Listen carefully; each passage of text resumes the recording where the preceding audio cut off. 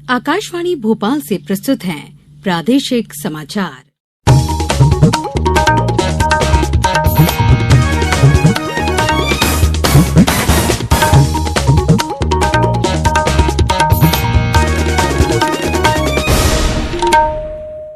नमस्कार, समाचारों के साथ मैं पूर्वा त्रिवेदी।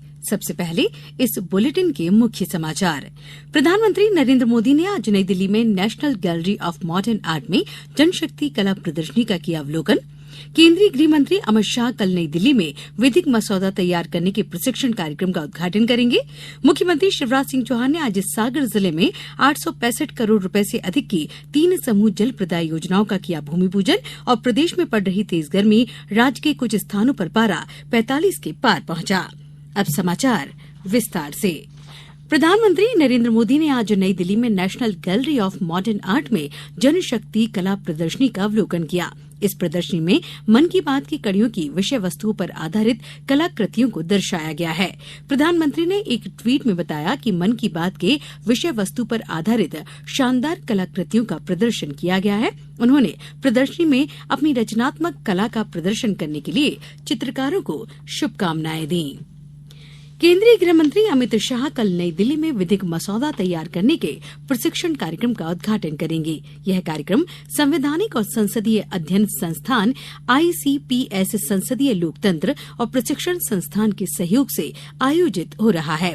इस प्रशिक्षण कार्यक्रम का उद्देश्य संसद, राज्य विधानमंडल, विभिन्न विभागों, स्वायत्त निकायों और अन्य सरकारी विभागों में विधिक कार्यों से जुड़े अधिकारियों को मसौदा तैयार करने के सिद्धांतों से अवगत कराना है। समाज और राज्य के कल्याण के लिए लागू की जाने वाली नीतियों और नियमों की व्याख्या करने में विधिक मसौदे की महत्वपूर्ण भूमिका है। विधिक मसौदा तैयार करने वाले कर्मी ही अधिनियम को अंतिम रूप देते हैं और यही अधिनियम ही लोकतांत्रिक सुशासन को बढ़ावा देता है और साथ ही कानून के शासन को प्रभावी बनाता है।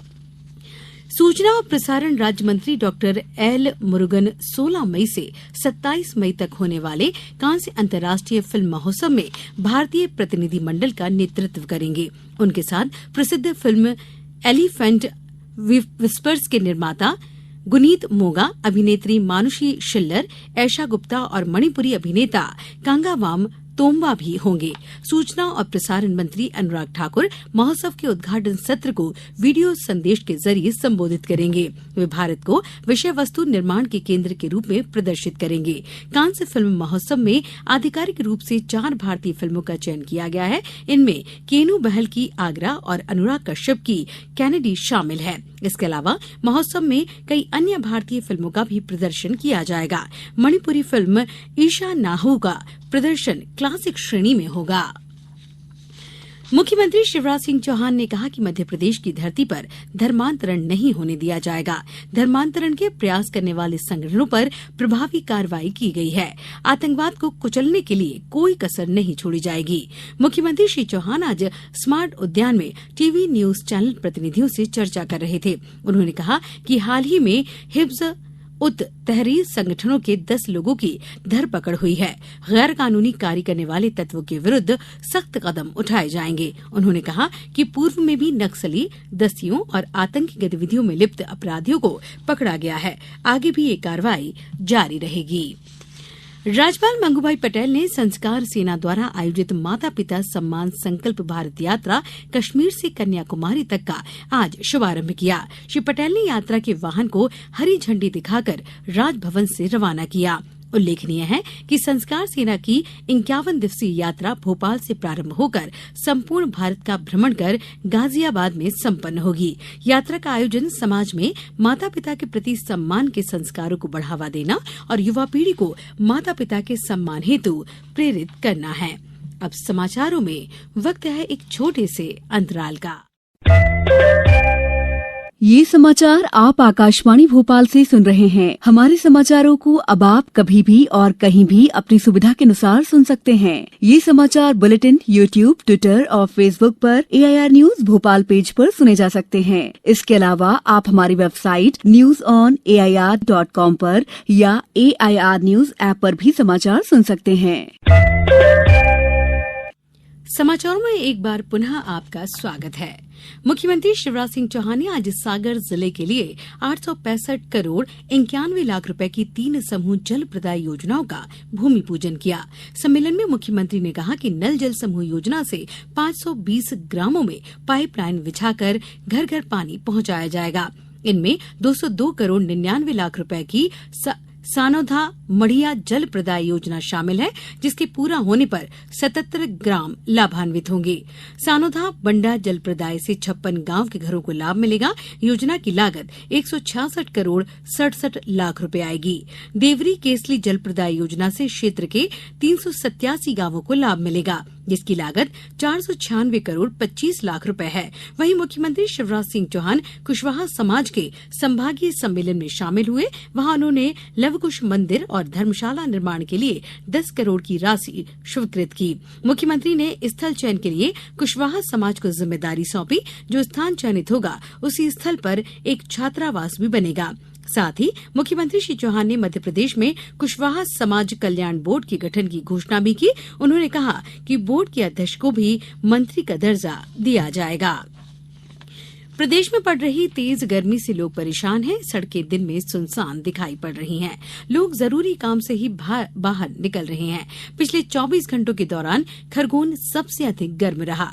यहां दिन का तापमान 46 डिग्री तक पहुंच गया। सीहोर जिले से हमारे संवाददाता ने बताया है कि अचानक गर्मी की बढ़े हुए तेवर से परेशान लोग राहत पाने के लिए कूलर, पंखों के साथ ही शीतल पेय पदार्थों का सहारा लेकर गर्मी से बचने के जतन कर रहे हैं। मौसम विभाग ने आने वाले दिनों में अधिकतम तापमान 43 से 45 डिग्री सेल्सियस और रात का न्यूनतम तापमान भी 25 से 30 डिग्री सेल्सियस के बीच होने का अनुमान जताया है। हालांकि मौसम विभाग की माने तो इस झुलसाने वाली गर्मी से 2 दिन बाद कुछ राहत मिलने के आसार हैं। पश्चिमी विक्षोभ के एक्टिव होने से ग्वालियर, रीवा, चंबल संभाग में 16 से 20 मई के बाद गरज चमक के साथ हल्की बूंदाबांदी हो सकती है। बाकी जगह गर्मी के तेवर तीखे ही रहेंगे। खासकर मालवा निमाड़ खूब तपेंगे। यहां तापमान 44 डिग्री के आसपास रह सकता है। भोपाल, नर्मदापुरम संभाग में भी गर्मी का असर देखने को मिलेगा। मौसम वैज्ञानिक NH पांडे ने बताया कि प्रदेश के उत्तरी इलाके ग्वालियर, चंबल संभाग में हल्के बादल रहेंगे। बाकी जगह मौसम साफ रहेगा।